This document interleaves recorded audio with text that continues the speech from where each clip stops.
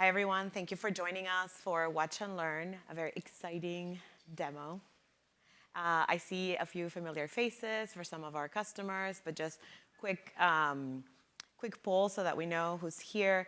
OpenStack, Red Hat OpenStack customers, and familiar with that. Okay, you're in for a treat. And the only treat, one treat. I'm Maria Bracha. I've been with Red Hat almost 8 years, all of that time in the product team with OpenStack, OpenShift as well. My team covers both. You're going to see that we're bringing the products a lot closer, or basically the hybrid platform a lot stronger. And with me, Chris Jones, engineering manager, who's going to be doing a great demo for us today. But first, I'm going to tell you what we're going to show you. Then he's going to show you. Then I'm going to tell you what we just showed you. How did we get here? Where are we? This is not new. The OpenStack Foundation or the Open Infra Foundation and the OpenStack community have been running OpenStack services in containers since many years ago, as have we. But we still use the upstream project 000, which we call OpenStack Director, to deploy and manage and the lifecycle of OpenStack. Because our main commitment is to our customers, right? We want to make sure that the stability that we have built, the environments that are running production workloads and the business are stable and can be supported for a long period of time. So for us to do a tectonic shift is not ideal because our customers are not ready to re-platform. And I think this is the main thing that I want you to take away. There's no re-platform here. There's going to be a new modernized way of operating OpenStack services for deployment and upgrades. But once the cloud is up, it's pretty much what you're familiar with OpenStack. And for the most part, your workloads continue to run on OpenStack on Rail. This started because we had a customer and a partner request to look at running virtualized control plane of OpenStack on top of Red Hat virtualization, which is a product that we've announced to sunset. And then these customers needed an alternative, like, okay, so I'm running the virtualized control plane on Rev's going away. What do you have? We said, well, we have OpenShift virtualization. You can run the virtualized control plane of OpenStack if you want to do a one-to-one transition into OpenShift virtualization. It required for us to do a change in create an operator, the director operator, and run that. That's running today. It's in production in 16.2. We have customers running that in production as well. But then we looked at the technical side of it, and you're using a container platform to run VMs that then run VM in that used to be a containerized service. So the math works, but is it the most effective way? Obviously, the logical thing would be to run OpenStack services natively in OpenShift. They have been containers for a long time. OpenShift is a container platform, and we said, okay, we need a next step. But again, nothing too drastic so we can take the customers along. So this is working in 16.2, 17.1 as well. As you know, it's coming in a couple of days. The change here was really around creating that operator. But as you see, you have the OWL, the 000 OWL, you have Heat, you have Ansible, and you have KubeVirt to help you run the VMs and Metal Cube.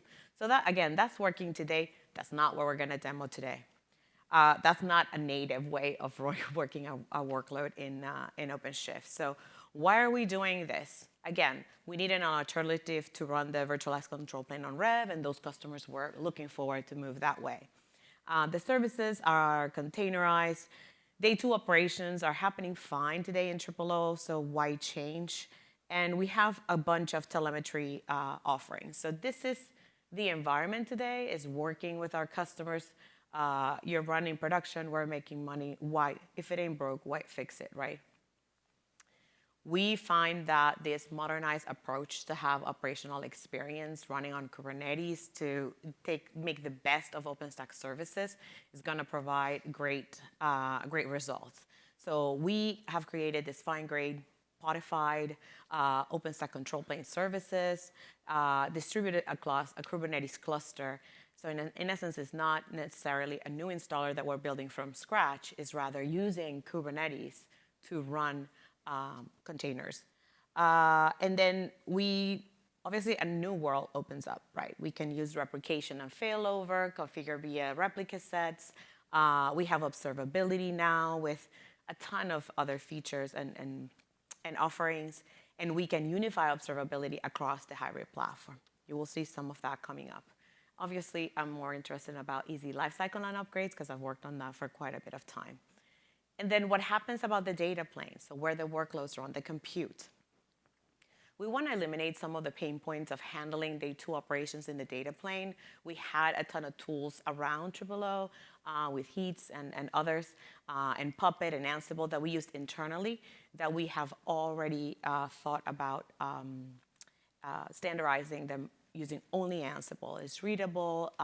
So there's a lot of proliferation of tools that you had to learn, and now we're simplifying it all on Ansible. I will say, too, we're going to probably have an operator to run Heat for customer and partner Heat templates so they can run on top. The Heat that I'm eliminating here is the Heat that we use internally that was usually transparent to customers. And then the best thing is that the data plane side continues to run on OpenStack on RHEL, so it has the RHEL lifecycle. This doesn't mean that we're going down to 2-year life cycles. We continue the long life cycle of OpenStack with the stability of RHEL. So is this only for greenfield deployments, meaning only for new, have to purchase hardware and do new deployments? Not at all. We are going to provide a low friction path to bring the existing deployments in 17 to this new deployment model in 18. And the path will be to install a new control plane running on OpenShift, and then the new control plane takes over the existing data plane. So again, the workloads, the networking stays in the data plane and then connects to the new control plane.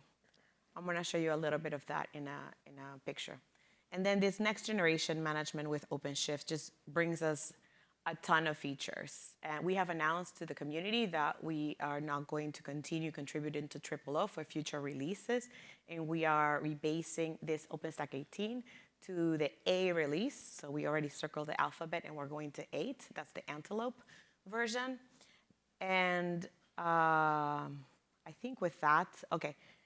This is a little bit of how it looks like. The same OpenStack services that we know and love, Horizon, Nova, Keystone, et cetera, are going to continue to run it as operators that are going to be deployed, and then the data plane remains separate running on RHEL.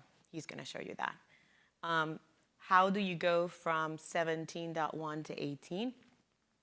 Assuming you have a deployment in bare metal, this is just a sample that runs on top of RHEL.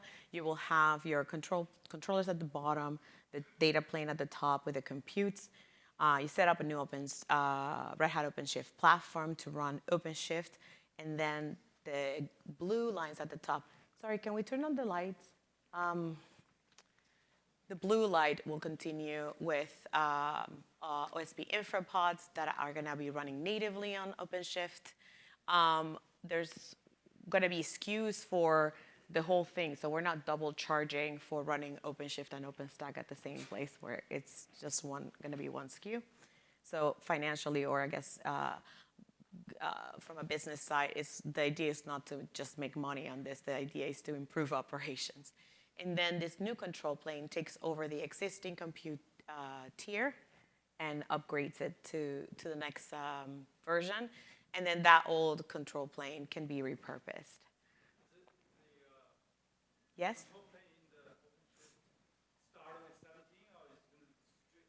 It's going to start on 18.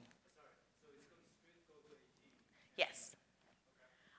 So this new control plane, from an upgrade perspective, yes, it will start with, there's some magic there that will happen, but you won't be able to run this on 17, but yes, it will start on 17 and then bring it all together over to 18. Because you need the copy database schemas and everything from the old to the new. That has to happen in 17.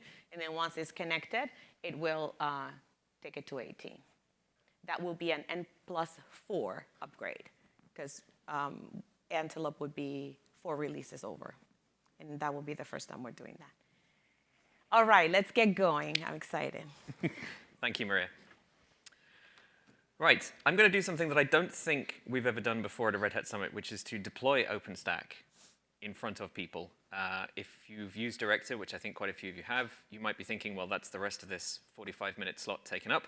But I have 15 minutes, so let's see if we can get going. What I've got here is an OpenShift install, so 3 masters, 3 workers. I've got 2 RHEL-based compute nodes.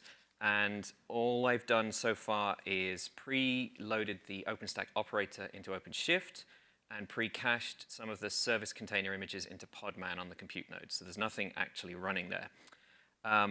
What you can actually see here, down at the bottom, we've got 2 little split terminals there that the arrows are pointing at.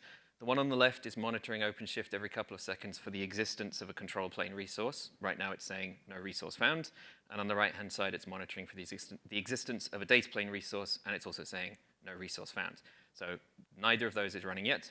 The main terminal in the middle is where all of the action is going to be happening. I'm going to be using a third-party tool called K9S. If you've ever used Kubernetes, it's a fantastic tool that lets you spider around all of the kind of commands that you would run individually, but through a single terminal interface. It lets you see the list of jobs, pods, resources. You can view their logs. You can edit the CRDs that are behind them, all through one kind of interface. So I'm using that here as a way of navigating. That's not a core part of our product or even part of OpenShift. It's just a fantastic community tool that exists.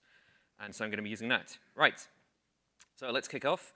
The first thing we're going to do is show that this is indeed OpenShift 4.12 and show the list of operators that exist in that installation, which is an OpenStack operator, an OpenStack storage operator, and then 2 network-related operators that have come from the Red Hat registry.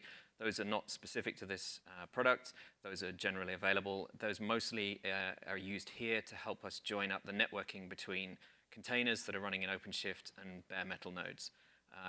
Underneath the hood of this, there's actually an operator per OpenStack service, but we've made the choice to hide those to try and simplify the user experience here.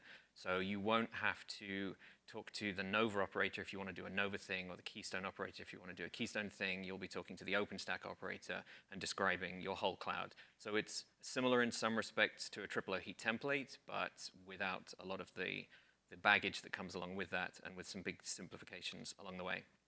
So the first thing I need to do is tell OpenShift about the control plane that we want to deploy. This is always done using a YAML CRD, as they're called. And then when we go into K9S, this is a list of the pods that are running on OpenShift. When you see a list like this, white things have already finished and are just happily running along. Red and blue things are being created or are in the process of bootstrapping. That's just to help us keep track of what's going on here. It's a little bit easier. And then you can pull up the logs for anything. So we're already initializing the control plane at this point. The database is up. And there are a bunch of jobs that are going to now run to configure those databases for each of the servers in the same exact way that we would do now on Director. It's actually exactly the same code that's being run from the OpenStack projects. Those just get spawned as little containers. They do their work talking to the database, and then they move on. We can already see that Rabbit is starting to be spun up. There's a bunch of work that has to do in that. That one boots a little slower than some of the others. But generally what you're seeing is a steady list of things that are happening with some amount of parallelism to bring all of this stuff up. And this is all completely handled by OpenShift. We've expressed to it the dependencies of the things, and it figures them out. So let's take a look at that YAML file that I pushed into OpenShift. And this is, I guess, analogous to at least part of the triple heat templates. And what we're doing here is describing each of the services that we want it to start. So for example, here's Cinder, and we've set it to be enabled because we want to run Cinder. We've pointed it at a container image. For now, these are all on Quay, but obviously once this hits GA, those will be on the official Red Hat registry. There are a few debug parameters we can enable, and then we have to point it at some networking endpoints that we want it to use. So we're telling it, I want you to use an address pool called internal API, and I'm giving you an IP address. And then we set the number of replicas. But that's kind of the minimum required to configure each service and just have it come up with all of its default sort of values. And so as we move closer to release, we'll have more things available there, but we don't want to have lots and lots and lots and lots of options there in the same way that the triple heat templates do. So we are now seeing that we're working our way up the stack. You should be able to see that there's lots of database syncs that have already finished. We're starting to see words like Nova. That's usually a good sign that things are progressing well. We can see lots of pods are being spawned, and when we start seeing words like Nova, that means we're pretty much at the end of the stack because Nova has the most dependencies, and so these are actually Nova's services already starting, meaning that the rest of the stack is pretty much finished, and now we're starting the API, the cell conductors. It's worth noting with the cells, we're going to do cells by default now, so everything will be deployed into cell 1. This makes it really easy for customers who want to then expand into cells, and that flag has just gone true for the control plane, so the control plane is now deployed, which was, I think, about 2 minutes from where this started, which is not bad. So the next thing, obviously, to do is to deploy the data plane. So I have to pull out a bit of metadata from the control plane to feed into the YAML file for the data plane, some of the things that it's generated along the way, secrets and what have you. And then we feed in a second YAML CRD to OpenShift to tell it that we would like to start deploying the data plane. And back into K9S, that now is getting to work. If we take a look at our list of jobs, we're starting to see the word data plane showing up. And going into the logs of that, this is just Ansible. There's no OpenShift on those compute nodes. There's no kubelet running there for it to talk to. All it can do is execute the Ansible playbooks that we've given it. And so it's going to work through a whole bunch of steps to prepare those compute nodes, get everything ready for them. So while that runs, I'm going to make a change to the control plane. For some operational reason, I've decided that I want to enable debug logging for Keystone. So we're back in the first YAML file. And where in triple O heap templates, something like this would have been a specific parameter that was exposed that you would have to set to true. In this new world, we want to have things be less abstracted from you. So we have this custom service config field you can add. And this is arbitrary text, and this will be written directly into the Keystone configuration file. So if you recognize your config file formats, that's IONI formats, as used by OpenStack services. And so that has gone straight back into OpenShift. It's noticed that we've made a change to that resource, and if I filter the list of pods for Keystone, we can see it's spawning a new Keystone to take that new configuration in, and when that one switches to white, the old one will be terminated. And so we now have Keystone running with the debugging enabled, but you might say, well, we've only got one running. Well, let's increase that. As well as editing the YAML file, it's also possible to patch these resources at runtime, so not in the YAML file. And here we're directly telling OpenShift, I want you to increase the number of replicas of that service to 2. And filtering again the pods for Keystone, it's already noticed that we've told it that, and it's spinning up a second Keystone. And in literally a few seconds, that Keystone will be running. And there it is. It's now running. So we have 2 Keystones available. And if I pull up the logs for that one, you can see that it's debug logging. So it's picked up the configuration snippet that we passed through in the YAML file to the first one. So this, I think, shows the ability of this new way of doing things to let you precisely operate on just the bits you want to change. There's no more stack update. There's no more sitting and waiting while it churns through and hoping you haven't forgotten one of your files and it's going to, I don't know, delete all of your compute nodes or something. You get to precisely operate on the bits that you care about changing. This is just some more of the data plane stuff. There's a whole bunch of Ansible steps that are going to be run through this. The idea of separating out what we want you to be able to do is really, I think what Maria alluded to there, we want fewer layers. Triple O has tons of layers. There's the Triple O heat templates, the Puppet, the Ansible. And knowing how something is going to affect the actual machines can be stressful, I think, for operators. And that goes away with this. Right. This is the YAML file that I fed to OpenShift to describe the data plane. So rather than describing individual services, because OpenShift has no ability to directly deploy things, containers on those compute nodes, instead we're describing the compute nodes themselves. So this is one of the 2, which I've called EDPM Compute 0. And we've told it the IP address that it'll need to talk to operate Ansible on it. We've said we don't want you to deploy this because it's already running RHEL. Down the line, it will actually be possible to provision RHEL on them as well. We've set a host name that we want. We've given an SSH key, and then some Ansible variables. So again, we're not having pages and pages and pages of parameters that you can individually set.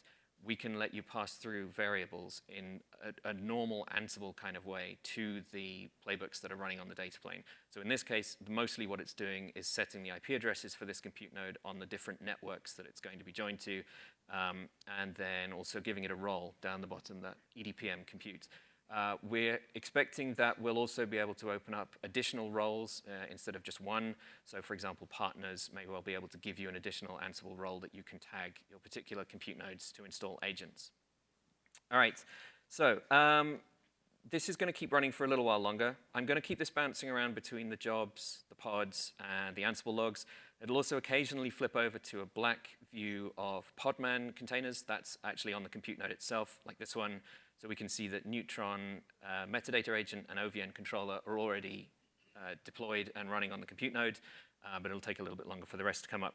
So in the meantime, I wanted to talk about the isolated networking that I mentioned there, the 4 different IP addresses I gave it. This is something that many of you will be familiar with from Director. It's an important part of the security of Red Hat OpenStack, that your API services, their internal communication traffic is separate from your tenants' traffic, and we also tend to separate out storage as well.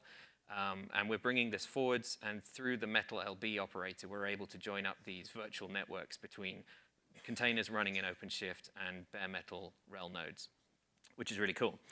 So the Ansible that's running all of this stuff, unlike the control plane where we've obviously had to start essentially from scratch writing operators for OpenShift, the compute node Ansible is by and large the same Ansible that's been used in Director. So while your interface was something like triple O heat templates, under the hood that was actually generating Ansible that would be run on all of the machines, both control and compute. And what we've been working on for a couple of years now is kind of consolidating a lot of the Ansible that was generated there into things that we've called standalone roles, where a bunch of logically related things are grouped together as a role in Ansible. And we've been able to reuse almost all of that work in this new version for OSP 18. So we're getting to bring with us all of the things that we've learned about OpenStack over the years, all of the things that we've discovered through customer cases, all of the things we've discovered ourselves, the best practices for configuring and deploying all of these things. That stuff comes with it. We have not had to rewrite all of this from scratch, which is one of the things that's actually allowing us to do this. So that Ansible essentially is then taking a bare rel node, and it's got to prepare the file system in ways that are relevant to compute node services. So things like libvirt. You need to have libvirt. That's got to be able to talk to things that are in the kernel for spinning up virtual machines. It's not as isolated as a control plane service is. It's actually got to have some ability to talk out to the host. So we have to do all of the the same things that we would be doing on a compute node now, but in smaller chunks. And one of the nice things about this is because this is all still being orchestrated by the control plane, you have a consistent place to look for all of your deployment information. So on the control plane, you can inspect what jobs are running right now, what is the state of my pods. I want to, maybe one of these fails. It's going to go to a failed state, and you'll be able to just directly pull the logs out of OpenShift, and you'll see the raw Ansible output. So again, it's fewer layers between you and what's actually happening. And we think that that's going to be a much better experience for all of you. And it allows more customization and flexibility in the things that we can allow you to do. We don't have a long delay. If you say we want to enable some new feature, we can take a look at it, say, yeah, that's fine, that's going to work, and we don't have to then go and do an upstream patch to expose new things through triple O heat templates and backport that and then do a downstream release. All right, so we're getting a fair way into the compute node. I don't know if you saw there, but there are lots of containers now running on those compute nodes, which means that we're getting close to the end. We're seeing the words Nova again. That is also still an indication that we're probably close to the end. This stuff is slower than the control plane, but there's a lot more work being done here than there is for essentially sync a database and start the container on the control plane. But once this is done, which will be momentarily, I believe, we will have essentially finished. So there's still a couple of outstanding jobs here. You can see here it's actually starting, I don't know if you can read that, but it's restarting libvirt containers. So it's gone through and configured systemd unit files to make sure all of these compute node services start at boot, restart if they crash, the same way as they would now. And really, when you look at the compute nodes that come out of this, they are essentially the same as they would be coming out of Director. And that's what allows us to, as Maria said, bring these deployments into this new world, because it's functionally almost identical Ansible that would have been configuring in Director versus in this new system. And so what you're going to see on a compute node if you actually poke around in one is essentially the same thing. All right, so here we are. The final jobs are finishing, and this is now the data plane thing, and that has switched to true. So we now have a functioning control plane and a functioning compute node, and in total wall time, that was 11 minutes. We could stop there, but it's an OpenStack demo, so we've got to deploy at least a VM and ping it. So we've got a container that's running on OpenShift, which has OpenStack client in it, and I've logged into that, and I'm going to run a little script which will show us the endpoints that Keystone knows about. So there's all of your normal services you would expect to see. And when we ask the compute service list, we can see that the 2 compute nodes are listed in there. They're enabled, they're up. That means that Nova is able to talk to them. Same for the OVN controller gateway agent and the metadata agent. So from an OpenStack perspective, this is now up and running. And we're going to go through the standard steps of creating flavors and grabbing images. But like from this point on, if you've ever used OpenStack, nothing about this is different. This is now completely normal OpenStack.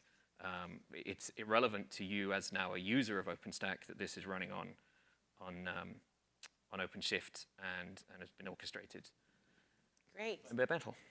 Chris, this is great. So recap, we like full on OpenStack deployment of a control plane and 2 computes, setting up a VM now. Yep, faster than I think probably anyone in this room has seen.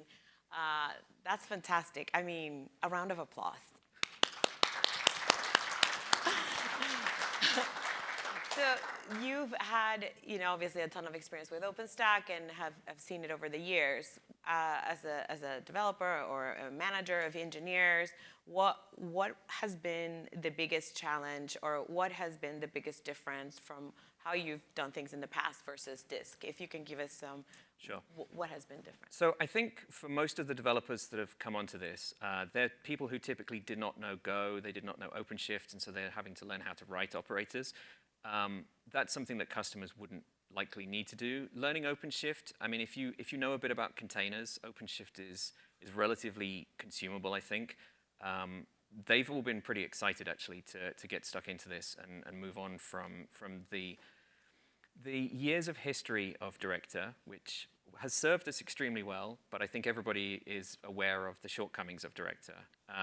From my perspective as a manager, I think the ability to now hire people who know about Kubernetes or OpenShift and Ansible opens up a lot larger pool of people to work on these things now than having to hire people who hopefully would know something about OOO, which is, frankly, very few people. And so this is going to take out a large chunk of our onboarding work with new engineers. And I suspect that will be true for customers as well. You're probably going to find it a lot easier to hire people who know their way around OpenShift or Kubernetes and know their way around Ansible than having to pull people in and then spend a bunch of time teaching them about Director, which is a thing that they will only ever encounter there.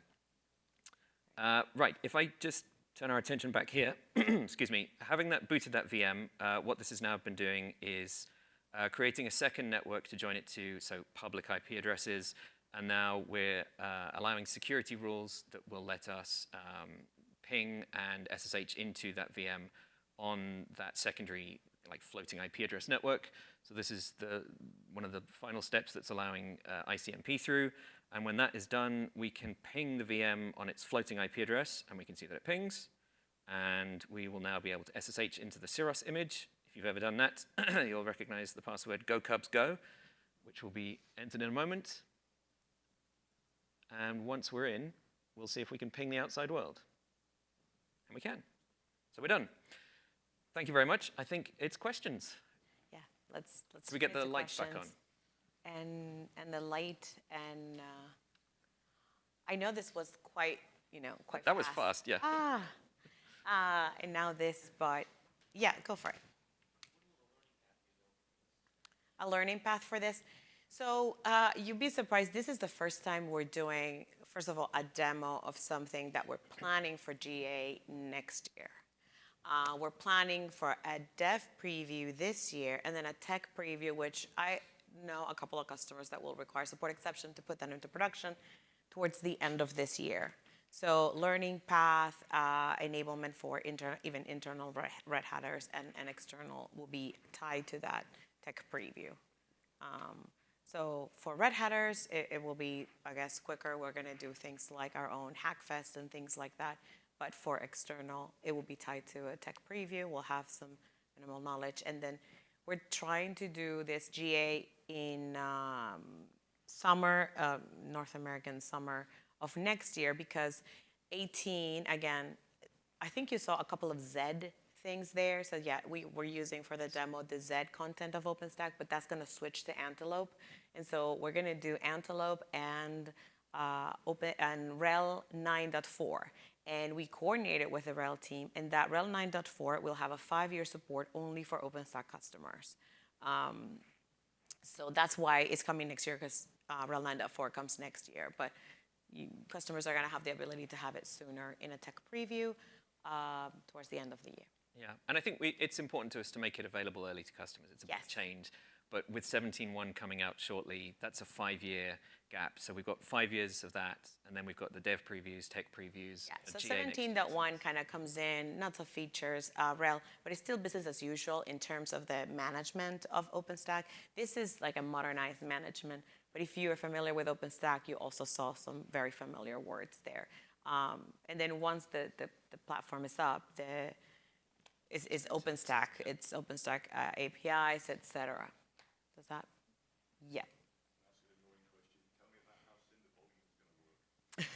I'm unfortunately not a storage expert, so I don't know, but we have got a bunch of people working on the storage stuff at the moment. One notable change, not for Cinder, but for Ceph, is that direct-to-deployed Ceph goes away as part of this. Since Ceph can be deployed by OpenShift, it makes much more sense to deploy that there. We'll still have hyper-converged stuff. Cinder volume, I don't know the answer to. I can certainly check in with the people who are doing that and get you some more information about that. But the Cinder local in the data plane is going to have the local storage that's there, and that's just OpenStack and RHEL. That example there, you were booting ephemeral. I think about people, many people who boot external boot volumes, and you're going to need a full-blown Cinder volume to do that. So. And there are lots of questions about how you can communicate. Does that sit in the data? Does that sit in the OpenShift control plane? Does it have to sit out with Nova somewhere because it needs physical connectivity? Sure. So again, I'm not sure on the specifics of Cinder volume, but so that I actually, the keen-eyed among you will have noticed that was obviously pre-recorded. I did that about 2 weeks ago or so. In the time since then, we already are able to do this booting instances off of Ceph. So like we are thinking about booting instances off storage, and Cinder volume will absolutely be a part of that as well. But we can get some more specifics on that. I saw you, but he was first. Trust me.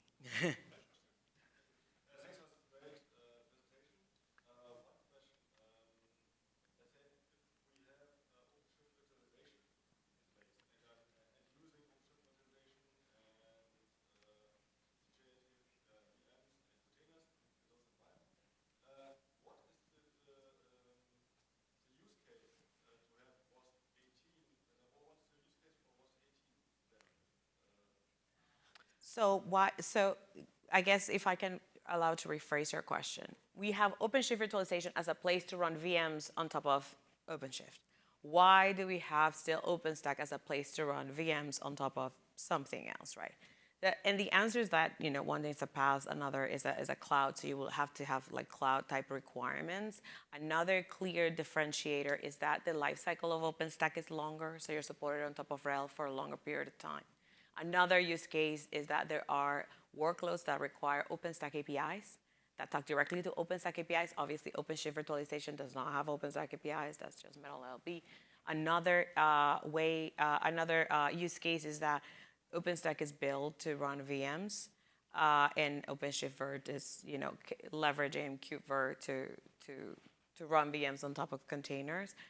So then there's certain use cases like security constraints and others that are there. Another big difference is OpenStack has multi-tenancy capabilities. One of the things that Chris was actually showing in the demo is that we have different subnets for the computes so that your tenants can be fully separated. And then I can go on and on and on and on. But usually for OpenStack customers, the transition to this next bit is there. Of course, we have some customers that, well, let me put it this way. A couple of years ago, we thought, okay, so all of OpenStack customers are going to transfer next year into OpenShift customers. That never happened. Like VMs are kind of here to stay. I gave another presentation yesterday. Like 60% of workloads are still running in VMs. So we don't see this as a this or that. It's a this and that, and we're going to live in some parallel for a longer period of time. Another key use case is telcos, like 4G still being deployed. Anytime you deploy that, you have like 5 years support or more on the hardware. So that can be another scenario. But the reason why we're doing this as well is to provide a platform that you already have. This is not OpenShift virtualization. None of this was OpenShift. There's no KubeVirt here, right? This is OpenShift natively running OpenStack native. So you can have a platform already ready for you. If you need more OpenShift, you scale the OpenShift that's there. If you need OpenStack, you scale the OpenStack there.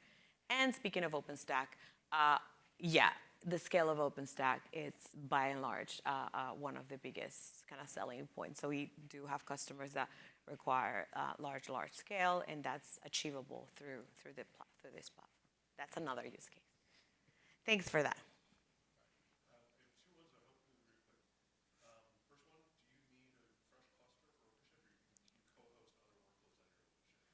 That's great. Because we are going to say, the engineering team is going to say, yes, you can't co-host anything else because we don't know, we don't notice noisy neighbors. And then we're going to have like review and support exceptions. That's probably going to happen. I presume that at a minimum on that OpenShift cluster that's there to host the control plane of OpenStack, at a minimum, we're going to have the entire observability stack that runs on top of OpenShift that can do the observability for OpenShift and OpenStack, which we didn't showcase here, but that's also another plus, right? We're going from the existing observability that we have today in OpenStack, and now you're just leveraging a bunch of other tools. Yeah. I was just going to say, it's the same capacity question you'd have to think about for an OpenStack control plane now. If you've got a really busy cloud, you're going to need hefty machines to keep up with the load of those, and nothing about OpenShift makes that load go away. So if you can provide the capacity for it, I'm sure we can make that happen. And the limit is that if you run that OpenShift as infra from a commercial side, there's SKUs for commercial for running OpenShift as infra. But then obviously if you scale it out and start running other things, then you're going to be charged for those. But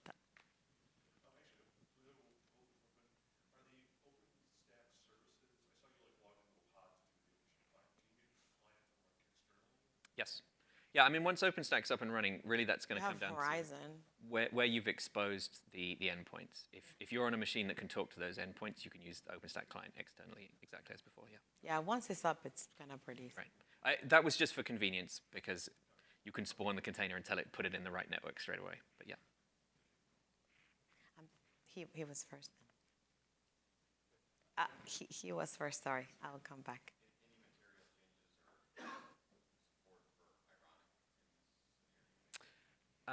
So Ironic is still going to be available.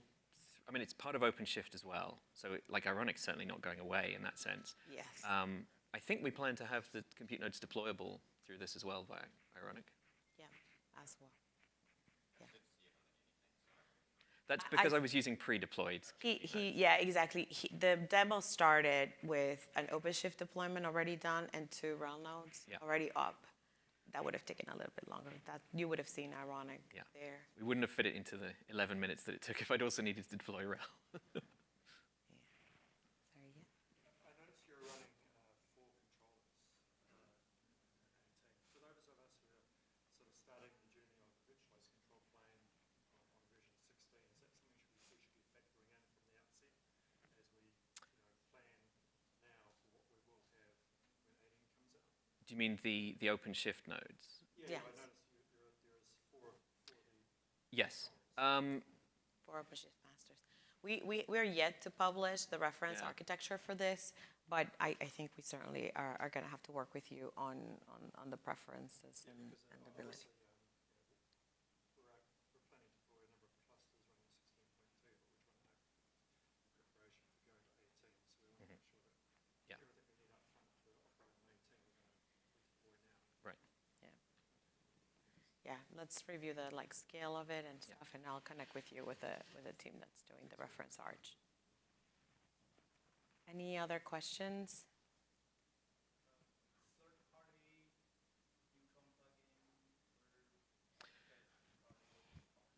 Yeah, so obviously this is going to be a change for partners. I think if you look at the current versions of OpenStack, the partner interface is kind of all of Director. There isn't a neat partner interface, and that's something we really want to focus on for this, is having clearly defined ways that partners can have something be deployed that spans the control plane and the compute nodes.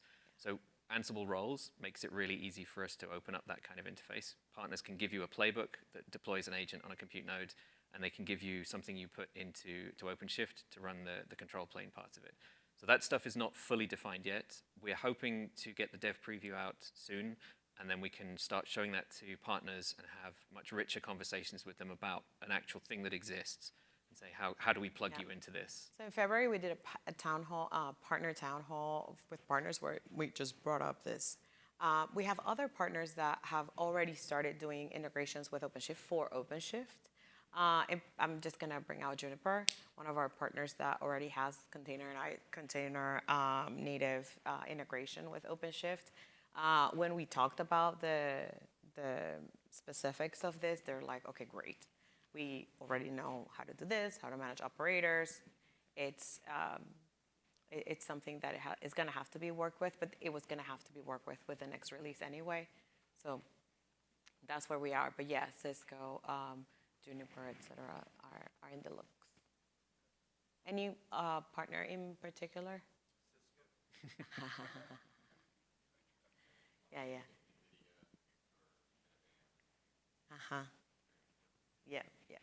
Yeah, I mean, on the compute side, it's a little bit also simpler just because it continues to be, the data plane continues to be the same. The networking layer is one that we're going to have to review.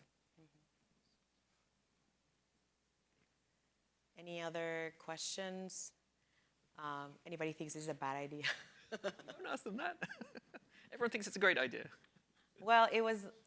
I would also be very frank, right? Like we knew this was the path. We didn't come up with running OpenStack services on Kubernetes. There's nothing new. The community is way ahead. We just wanted to be sure it was mature enough and ready enough to be able to bring the customers along. Didn't want to do innovation just for the sake of innovations. And other distributions have done it before us because the requirement is, okay, you need to do greenfield only, meaning you need to buy new hardware and this is a new cloud. There was no path for the existing deployments, and we just couldn't afford to do that. So this is where we're going, and that's it. Any more questions? I think we're on time, or I'm not sure if we're on time. We've got 3 minutes left, technically. And then you have your lunch. Yes. So as a clarification, the next release is 17.1. That's coming up in a couple of months. That's traditional OpenStack as we know it. In fact, it's the next one. For 18, no triple O. So triple O is deprecated. This is the way. Tech preview Q4, GA Q3. Let's say Q3. We're going to try to bring it sooner. My particular goal is to bring it in line with 9.4, so we can give just one version full on. There's no 18.1. Yeah. It's just one full set of support for 5 years on top of RHEL 9.4. Oh, and there's no 17.2. Sometimes that comes up. There's no 17.2. Yeah. 17.1 on RHEL 9.2, 18 on RHEL 9.4. And then a dev preview. Yeah, the dev preview will be in 9.2, which is the one that's available, and that would be, kind of sooner. Soon, yeah. As soon as we possibly can. Yeah, and then next month we'll do Open Infra Summit in Vancouver. We'll present the same thing, which we had already kind of prepped the community and said that we're not going to support triple O anymore, so that's going to happen.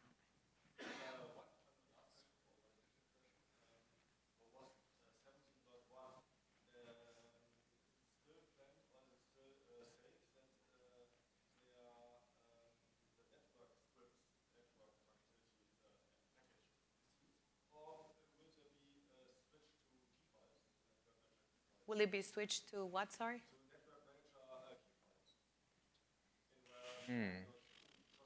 That went over my head. I have to go talk to my PM for networking. I don't know about that change. Can I follow up with your team? Yeah, I don't know. Do you know about that? I have an inkling, but I don't want to say for sure because I'm not 100%. I have zero clue. So, yeah. What? Yes. Why is there not more OpenStack content in the summit? Uh, yeah. I know. That's what we're selling, though.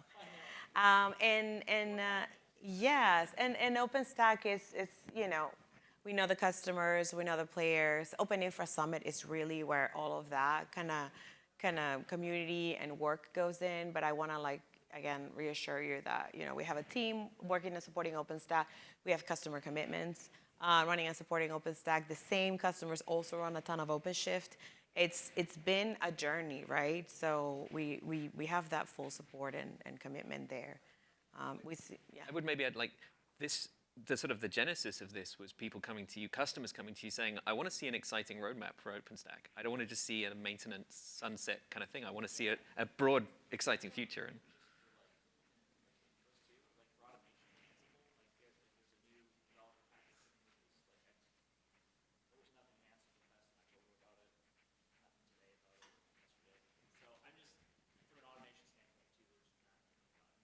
That's a great feedback. Yeah, I mean, again, for partners, we do partner town halls. Other things, we do others. but we can feed that back to the Yeah, for sure, we can feed that back.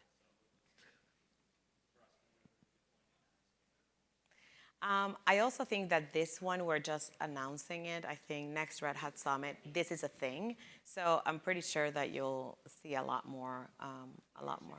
With the whole VMware thing, more people are going to go to OpenStack, not necessarily OpenShift. That's why I know everyone wants to go. Everyone wants you to go to OpenShift, but not everyone's going to do that. They're going to go to OpenStack. happy to have them. Yeah. We need to get the message out. Yeah, that's a great feedback. Thank you. All right, we're out of time. Thank you very much, everyone. It's lunch.